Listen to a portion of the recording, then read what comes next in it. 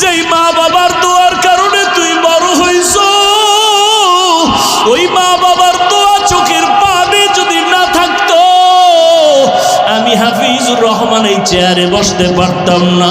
ও টাকাওয়ালা, বাড়িওয়ালা, ও পরীক্ষায় ভালো নাম্বারওয়ালা, মা বাবার চোখের পানি আর দোয়ার কারণে আজকে পরীক্ষায় ভালো নাম্বার পেয়েছো, টাকার মালিক, বাড়ি গাড়ির মালিক হয়েছো।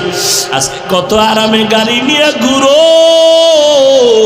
আর এই নওগাঁ জেলায় তোর বাবা মা কত কষ্ট করিয়া চলাফেরা করছে, গাড়ি ভাড়া দেওয়ার মতো টাকাও ছিল না।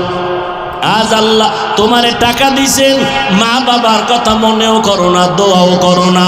ওরে যার মা বাবা দুনিয়ায় নাই, কবরের কিনারায় গিয়া মাঝে মাঝে দোয়া করিও, আল্লাহর কাছে বলি, ওরে মালিক, মা বাবার হক আদায় করতে পারি নাই, মা বাবা জীবনে এত কষ্ট করেছেন, আমি যদি টাকাওয়ালা হইতাম আমি মা বাবারে শান্তিতে রাখতাম। আজ আমার মা এমন জায়গায় আছে, বিছানাও নাই, একটা বাতিও নাই, সাদা কাফনের প্যাকেট হইয়া কবরে ঘুমায়।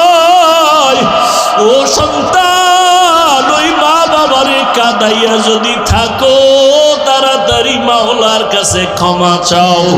আর যার মা বাবা বেঁচে আছে, বাবারে গিয়ে ক্ষমা চাও, হাত ধইরা বলিও, বাবা তোমার ঋণ আদায় করতে পারবো না, দয়া করে তুমি মাফ করে দাও। ও যুবকেরা, যদি মায়ের সাথে কষ্ট দিয়া বেয়াদবি করো, মায়ের বাসায় গিয়া বলবি, মা তুমি দোয়া করলে আমার মাওলা কবুল করবে, তোমার মনে বোধহয় কষ্ট গেছে, এজন্য আমার আমল নাই, আমার কান্না নাই, মোনাজাতে পানি নাই। মা তোমারে বহু কষ্ট দিয়েছে, গোপনে জানি কত কান্না করেছো, আজ দয়া করে আমাকে মাফ করে দাও মা।